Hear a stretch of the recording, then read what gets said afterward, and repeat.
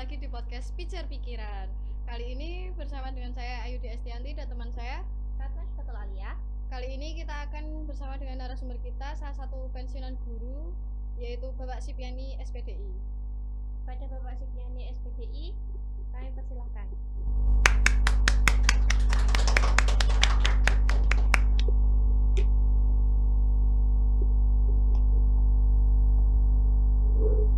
Siang Bapak. Siang. Bagaimana kabarnya? Alhamdulillah baik. Pak, kita kan tahu ya, guru adalah pilar utama pendidikan. Tetapi seringkali mereka tuh meremehkan, baik dari segi kesejahteraan, beban kerja hingga cita di masyarakat. Dan sayangnya ada beberapa oknum yang justru memperburuk pandangan terhadap seorang guru. Salah satunya kasus yang sempat ramai yaitu ulah Kabah yang membuat citra guru semakin buruk. Sebelum bahas tentang isu tersebut, bolehkah kita tahu latar belakang Bapak di dunia pendidikan? Pendidikan itu sangat penting sekali untuk individu maupun untuk masyarakat. Maka pendidikan itu dibutuhkan untuk anak-anak dari usia 5 tahun sampai di perguruan tinggi. Karena itu untuk bekal hidup anak di masa mendatang. Demikian. Apa sih yang memotivasi Bapak memilih jalur karir pendidikan? Yang pertama untuk menyalurkan ilmu. Yang kedua untuk mencerdaskan anak bangsa. Yang ketiga untuk memberikan motivasi kepada anak-anak biar menjadi anak yang semangat dalam hidupnya. Apa momen paling membanggakan yang pernah Bapak alami selama mengajar? Ketika anak-anak diberikan pelajaran itu mendengarkan, merespon, itu guru sudah menganggap senang. Apalagi anak-anak itu bisa cerdas. Demikian. Kalau menurut Bapak, kualitas apa yang membuat seorang guru menjadi hebat? Tentunya dengan tambahan pendidikan. Kalau dulu lulusan SPG itu sudah bisa menjadi guru, lulusan PGA juga sudah bisa menjadi guru. Karena dengan adanya teknologi, maka guru itu harus punya dedikasi tinggi, yaitu ditambah sekolah lagi atau kuliah. Maka syarat guru sekarang itu harus S1. Kalau tidak S1 tidak mungkin bisa diterima. Pak, apa saja sih tantangan menjadi guru di era modern seperti sekarang ini? Kalau menurut saya itu karakter anak. Anak sekarang itu beda dengan anak dulu. Anak sekarang itu cerdas-cerdas, apalagi dengan HP. Terus ada apa itu internet. Kalau dulu saya itu tidak pernah yang namanya pegang HP. Kalau sekarang kan anak-anak sudah pegang HP, tambah pinter. Tetapi kadang-kadang anak itu melupakan siapa dirinya, gitu. Jadi pengaruh terbesarnya tuh di handphone ya Bapak, yang sosial media itu ya Bapak? Ya, karena pengaruh itu. Oke.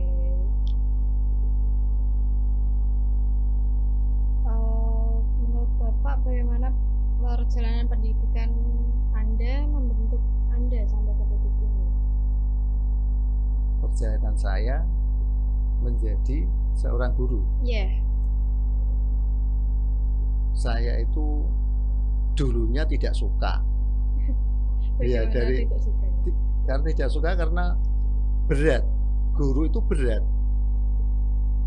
Berat di hadapan anak, apalagi di hadapan wali murid.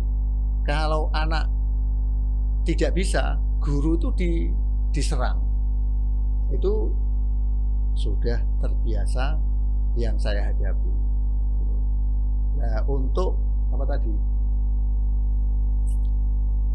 perjalanan pendidikan Anda membentuk Anda sampai ke titik menjadi guru? Nah, terus saya karena terdorong oleh lingkungan, terus saya masuk di jalur pendidikan, ya terutama di sekolah di PGA itu adalah pendidikan guru agama.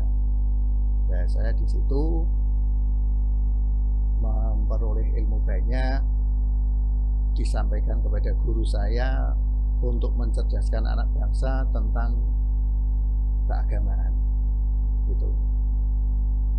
Mungkin ada tambahan dari Mbak Ratna?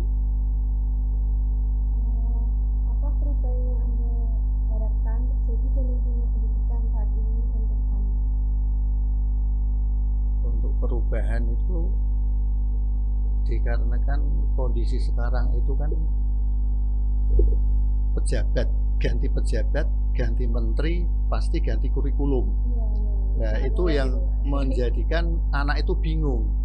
Termasuk guru. Guru itu menteri pendidikannya yang dulu, kalau guru itu pengajarnya enak, tidak kena beban. Tetapi setelah ada menteri baru, kurikulumnya ganti, otomatis tugas guru itu tambah berat. Salah satunya adalah membuat RPP, membuat rencana, membuat penilaian, dan banyak sekali itu administrasi guru. Maka di era sekarang ini kalau bisa menteri yang baru ini akan merubah pola pendidikan yang lebih baik dan lebih efektif.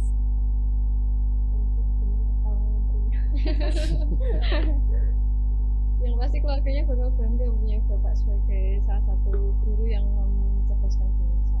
Insya Allah. Selama Bapak ngajar tuh ganti, maksudnya ngalamin berapa pergantian kurikulum? Saya itu kalau dihitung itu ada mungkin 4 ya. Apa aja tuh Pak kurikulumnya yang udah dilalui ini? Katanya kurikulumnya berat.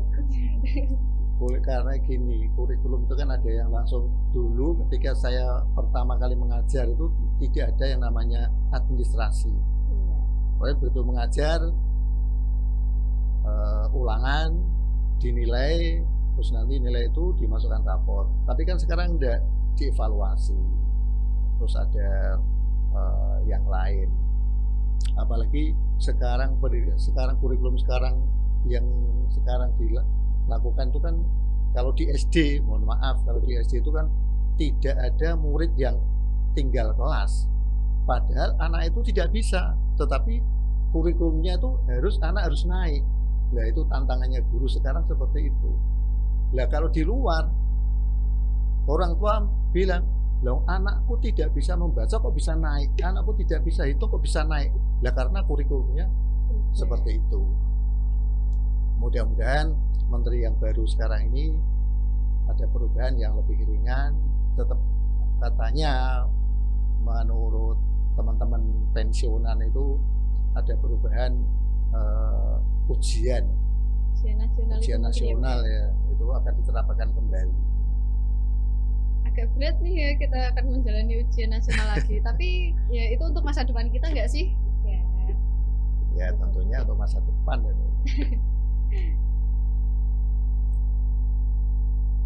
Bapak, menurut Bapak apa yang penyebab utama profesi guru sering direndahkan? Tapi tunggu dulu Bapak, kita iklan dulu. Kita jawab setelah jeda iklan. Pagi dan sore dengan kapal api. Jelas lebih enak.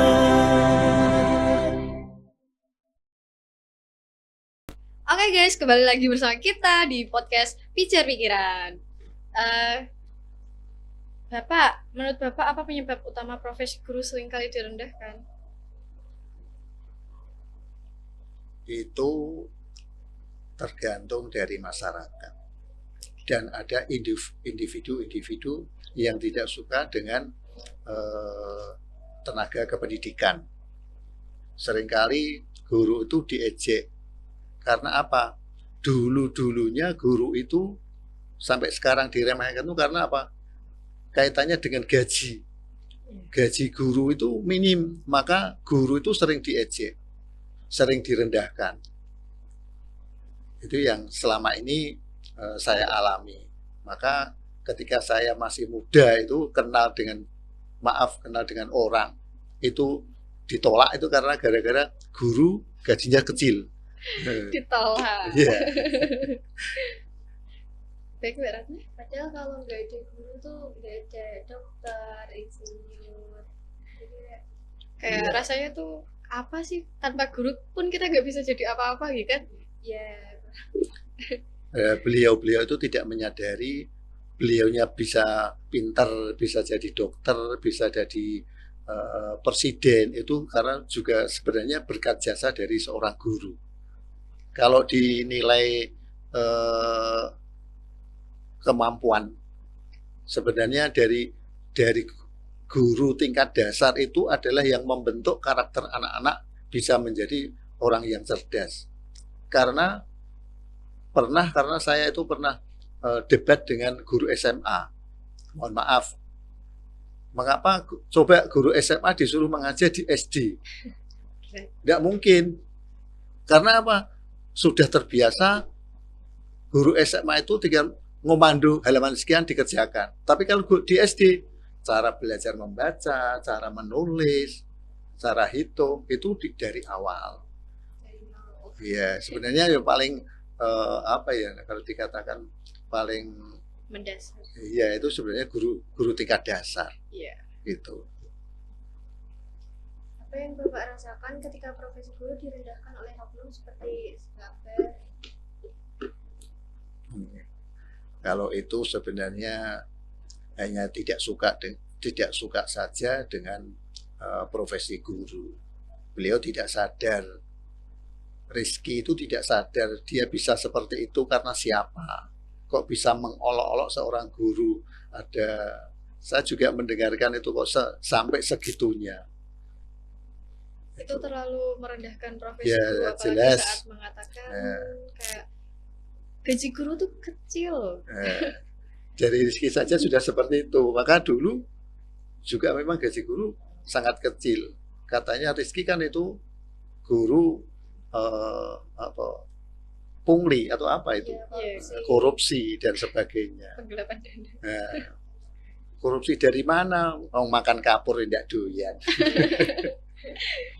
Bagaimana Bapak menghadapi situasi ketika ada oknum yang meremehkan seperti Rizky Ka'bah itu? Kalau saya seorang guru agama mendoakan semoga dia itu sadar siapa sebenarnya dan dari mana dia bisa seperti itu. Hanya kalau di guru agama itu kan biasanya mendoakan yang baik-baik. Jangan cara wong Jawa ojo nyepatani begitu. Itu doakan saja semoga dia itu sadar atas perbuatannya gitu. Oke. Apa kejadian ini mencerminkan krisis moral bagi generasi saat ini? Sangat itu. Kalau semua remaja istilahnya kepencut dengan suaranya Rizky atau ya katakan itu terus jadi acuan anak remaja semua seperti itu di Indonesia atau bahkan di dunia akan hancur karena menyepelekan seorang guru. Ya memang guru itu dikatakan seorang pemberi yang memberikan ilmu tetapi diremehkan. Itu insya Allah kalau di dalam hukum di dalam kitab Ta'limul Muta'alim itu ilmunya tidak akan bermanfaat. Jadi murid yang tidak menghormati guru itu ilmunya tidak akan bermanfaat. Itu di dalam kitab loh, saya tidak ngarang. Jelas itu Pak ya kalau sudah di kitab ya. Jelas karena pernah belajar. Bagaimana seharusnya kita sebagai pendidik mengatur atau membentuk sikap anak terhadap guru? Pelan-pelan, sabar, telaten, cara wong Jawa itu telaten. Insya Allah anak itu akan bisa meningkat menjadi karakter yang baik. Pak, ini agak menyerempet sedikit tentang penggunaan gadget nih, Pak. Kalau zaman sekarang kan banyak anak yang selalu menggunakan gadgetnya, terutama pada Gen Z dan Gen Alpha. Padahal kita tahu tuh pengaruh buruk banget buat kedepannya. Apakah medsos akan memperparah situasi itu? Kalau saya tergantung penggunaan. Tergantung penggunaan, Iya. Pak ya. Kalau gadgetnya digunakan dengan baik, tidak mungkin akan memperburuk situasi zaman sekarang. Ya tergantung. Kalau anak-anak kepencut dengan yang buruk-buruk karena sering melihat seperti itu, ya jadi memperparah. Tetapi kalau tergantung anaknya, kalau memang bisa membagi waktu yang baik, insya Allah akan baik juga. Oke, Bapak, apa yang Anda harapkan agar profesi guru itu lebih dihargai? Gimana, Pak? Apa yang Bapak harapkan agar profesi guru itu lebih dihargai?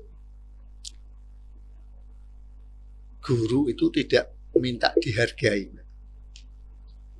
Nanti kalau guru aku kudu dihormati, rendah. Guru itu tidak menghargai, hanya murid-muridnya saja yang harus bisa menghargai guru. Kan beda. Guru minta dihargai dengan anak menghargai guru itu nilainya sudah beda. Karena anak punya ilmu menghargai guru. Ya seperti yang saya sampaikan tadi. Karena kalau menghargai guru, menghormati guru, ilmunya akan bermanfaat. Gitu. Oke. Haus nih kayaknya ya Pak ya. Dari tadi ngobrol mulu. Bisa mungkin Bapak diminum dulu untuk istirahat. Siap.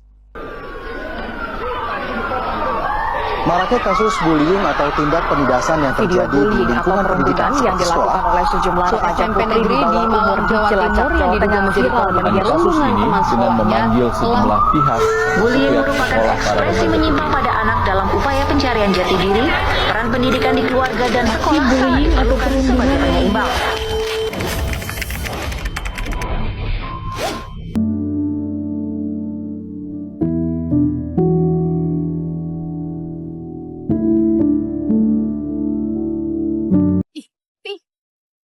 Isma bukan sih? Iya sih kayaknya ya. Gara-gara dia kemarin nggak ngasih kita contekan, nilai kita jadi jelek anjir. Iya. Beli aja yuk. Yuk. Maksud lu apa? Gara-gara lu nilai gue jadi jelek. Paham gak sih? Hah? Lu tuh gak usah sok pinter anjir. Dengan cara lu gitu, lu emang terkenal ya? Iya nih. Lu tuh bukan apa-apa dibanding kita. Lu tuh cuman gadis bodoh yang nggak tahu apapun. Di najis yuk, tinggalin aja, Pi.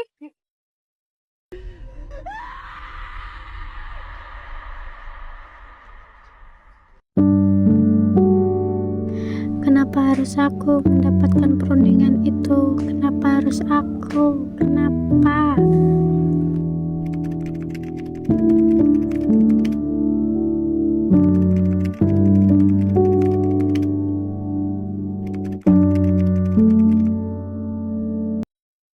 Oke, kembali lagi bersama kita di podcast Bicara Pikiran. Pak, kita maksud di segmen 3 nih, segmen terakhir nih Pak. Pak, menurut Bapak tuh apa tantangan terbesar yang pernah Bapak hadapi selama masuk ke dunia pendidikan ini sebagai guru? Kalau anak itu anak yang paling nakal. Tetapi kalau dalam administrasi itu kurikulum yang berubah-ubah atau gonta-ganti. Kalau anak itu, karena karakter anak itu kan berbeda-beda. Ada anak yang cerdas, ada anak yang lambat, begitu. Jadi itu yang paling paling merasa sulit untuk menghadapi anak-anak yang seperti itu. Menurut Bapak, sejauh mana pentingnya etika dan sopan santun diajarkan dibandingkan hanya pelajaran akademik? Etika itu sangat penting. Etika itu sangat penting karena apa? Orang hidup di masyarakat itu sangat membutuhkan etika. Kalau anak tidak punya etika, ketika di lingkungan masyarakat pasti akan kena dambratan. Coro orang Jawa itu dambratan atau kena omelan. Biasanya itu yang kena pertama itu adalah justru orang tua. Kayak anak sopo. Itu gitu. Paling valid ya. Iya, itu anak sopo. Ya, seperti itu. Tapi kalau anak itu punya etika, bisa menghargai dirinya sendiri, apalagi menghargai orang lain. Kalau bisa menghargai dirinya sendiri, beliau itu pasti bisa menghargai orang lain. Oke, Pak, bagaimana guru bisa mendapatkan kembali martabatnya setelah dihina oleh Rizky Kabeh? Wah, itu panjang itu ya. Panjang sekali. Kalau sudah diolok-olok seperti itu untuk memperbaiki, ya kalau seorang guru itu akan berusaha untuk selalu baik, tidak akan membenci. Guru tidak punya karakter untuk membenci anak seperti itu. Maka guru itu pasti hanya mendoakan, mudah-mudahan bisa berubah. Kan? Seperti itu. Karena kalau dibenci, dia itu semakin benci terhadap guru. Kesabaran untuk mendidik anak yang biar bisa berubah, ya harus dengan sabar. Didoakan. Kenangan apa sih yang gak bisa Bapak lupain saat mengajar? Saya sendiri ya. Yeah. Kalau saya sendiri pernah dilempar bola. Waduh, gimana tuh Pak ceritanya gak bisa? Pernah, karena anak kelas 1 itu beda dengan anak kelas 5, 6, 5, 4. Dia tidak tahu guru itu harus diapakan. Guru itu siapa itu anak kelas 1 itu belum tahu. Ya ada bola lempar kepada guru. Itu ya yang pernah saya alami seperti itu. Tidak hanya sekali, bahkan sampai 10 kalinan. Karena saya mengajar itu kurang lebih 39 tahun. Cukup lama ya Bapak mengajar ya. Cukup sabar juga. Dari tahun 84 sampai 2023. Berarti tahun kemarin adalah tahun terakhir. 2 tahun terakhir kemarin itu tahun terakhir Bapak dalam mengajar gitu. Itu Bapak full ngajar kelas 1 atau pindah-pindah gitu? Karena saya guru bidang studi, maka saya masuk setiap hari masuk di kelas. Karena kita tahu kan Mbak Ratna kelas 1 tuh gurunya cuma 1, beda kayak SMA, terus SMP tuh, SMP kan kalau SD itu guru kelas, tetapi kalau SMP SMA guru mata pelajaran. Bedanya di situ. Jadi maka guru SD itu lebih hafal dengan muridnya karena setiap hari ketemu. Tapi kalau guru SMP SMA kan jarang, paling 1 minggu sekali pas pelajaran matematika, pas pelajaran bahasa Indonesia. Tapi kalau guru SD selalu setiap hari ketemu. Apa hal terpenting yang Anda harapkan Pak nih untuk para pendengar agar tidak terjadi seperti kasus Rizky Kabeh yang kemarin sempat viral itu Pak? Belajar dari kejadian itu, anak-anak harus punya keyakinan, punya semangat untuk menjadi anak bangsa yang lebih baik. Dan belajar tetap semangat. Insya Allah akan jadi anak yang baik. Baik, itu adalah salah satu wejangan untuk kalian semua para pendengar nih, biar nggak ngelakuin part 2 nih di kasus Rizky Kabeh. Ya nggak Mbak Ratna? Itu kan ada pepatah begini, sebaik-baik manusia itu adalah bermanfaat untuk orang lain. Betul banget nih Bapak nih. Jadi kalau kita itu bermanfaat untuk orang lain, berarti diri kita itu orang yang baik. Pernah mendengar hadisnya tuh itu? Dia masuk SMK. Apalagi Khairun nas anfusahum walin nas itu loh.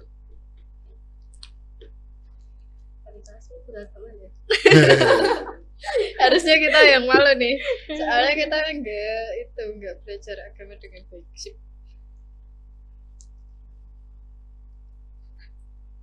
Bagaimana Bapak mengatasi hambatan atau kesulitan dalam pekerjaan Bapak sebagai guru?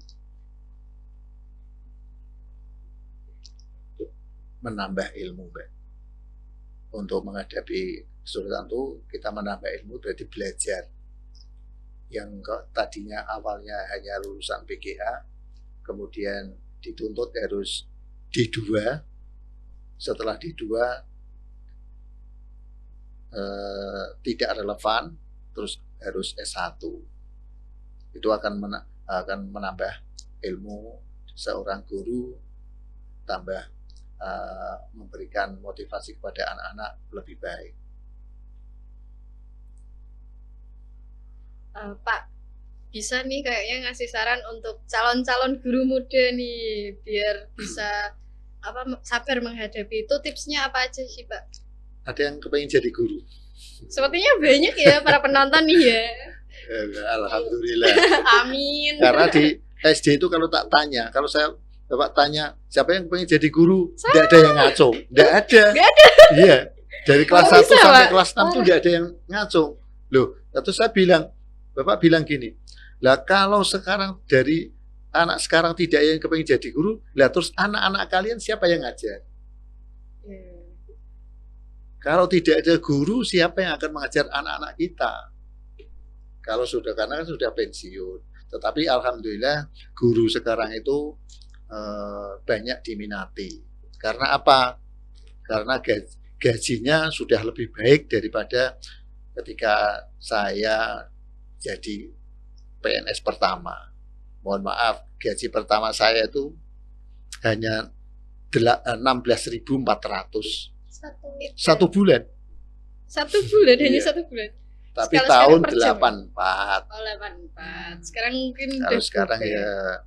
ya alhamdulillah sudah lebih baik, apalagi karena ada tunjangan sertifikasi, maka guru-guru sekarang itu kan pada makmur, pada gemuk-gemuk, karena gajinya double. Makanya dari lulusan SMA kepengen kuliah di jalur pendidikan itu kan karena wah guru sekarang sejahtera karena gajinya double. Satu gaji kalau PNS atau P3K gaji tetap, tapi ada tambahan yang itu sertifikasi itu gitu. Kalau boleh tahu sih, apa rencana Bapak selanjutnya depannya? Setelah pensiun. Iya. Saya tuh sering ditanya istri, Mbak. Nek coro Jawa nih, jenengan bariki iki ajeng nopo? Mudeng nggih jenengan nggih. Nggih, mudeng. Saya jawabnya mohon maaf, ini saya jawabnya saya mau istirahat tidur. Waduh, Sudah capek 39 tahun bekerja. Tetapi karena saya mau kerja apa? Sudah tua, daftar kerja tidak mungkin diterima. Mau macul tidak punya ladang. harus beli nih ladang Nah. nih. Sementara saya hanya kadang-kadang kalau malam memberikan tausiah kepada bapak-bapak, kalau sore kadang ya adik-adik yang di diniyah. Kayak jadi TPQ gitu ya, Ya. jadi TPQ. Dari kesibukan. Ya,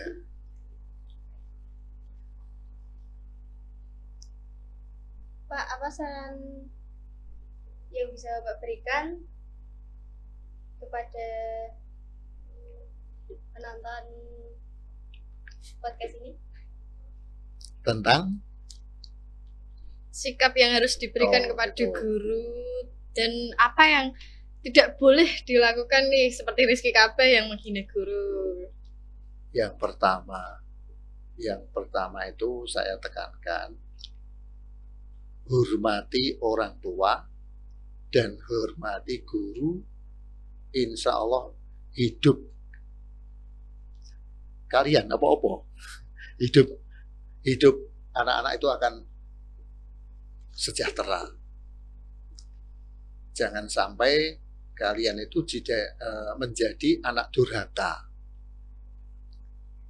Namanya anak durhaka itu kan udah berat. Iya, berat banget. Apakah dari adik-adik ini sudah sering mendoakan orang tua? Sudah saat sholat duha ini. Nah, Karena kita ini diajarkan penting. untuk sholat duha. Maka doakan orang tua, baik masih hidup, apalagi yang sudah meninggal. Itu penting. Anak saya sendiri itu kalau ditanya kapan kamu mendoakan orang tua, nggak berani jawab karena dilihat setelah sholat salam langsung lari. Lah kapan mendoakan orang tua saya tidak pernah, apalagi berdoa untuk dirinya sendiri. Paling tidak doa untuk diri sendiri itu kan Rabbana atina fid dunya hasanah wa fil akhirati hasanah wa qina adzabannar. Itu untuk diri kita. Nah kalau untuk orang tuanya, ya kan Allahumma firli wali walidayya warhamhuma kama rabbayani shaghira. Ampunilah dosaku dan dosa kedua orang tuaku. Dosaku dan dosa orang tuaku. Berarti kan kalian mendoakan orang tua. Selalu mendoakan orang tua. Kapan mendoakan?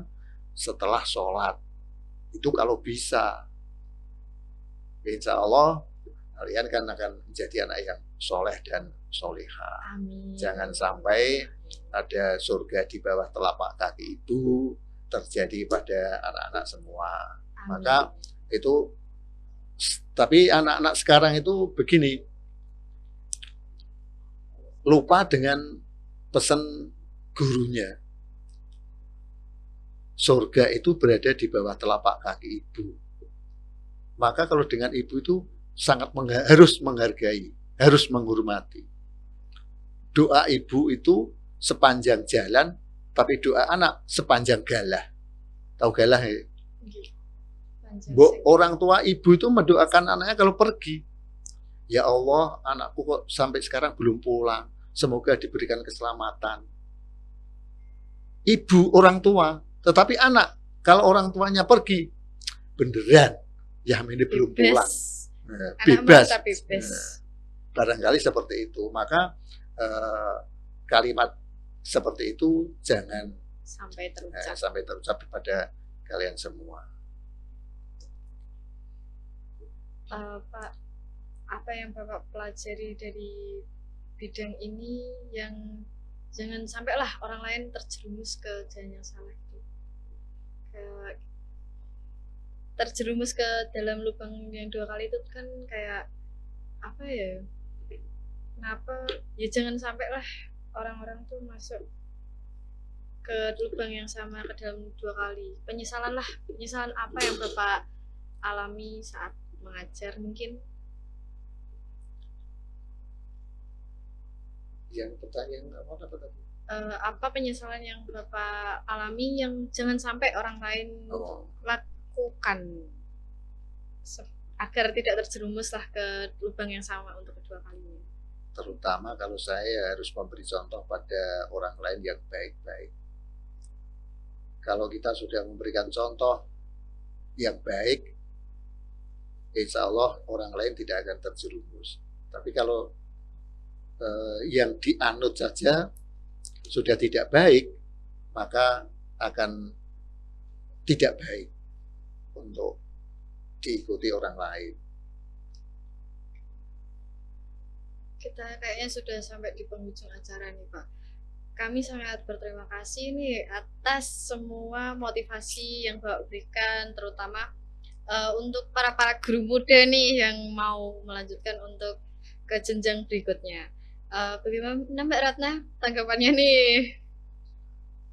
Pak, ada pesan atau nasihat terakhir yang mau Bapak sampaikan ke pendengar mungkin?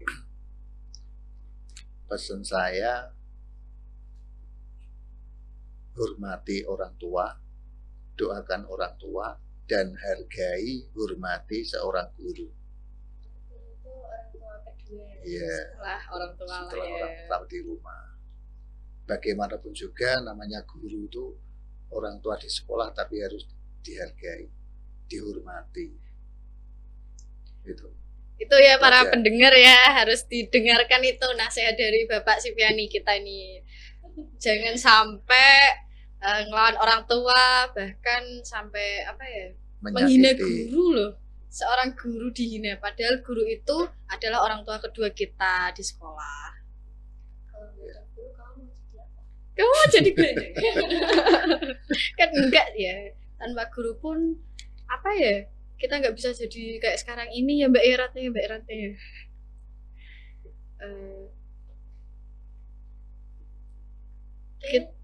Oke, kita tutup acara kali ini. Bertemu lagi dengan kita di podcast selanjutnya. Selamat jalan.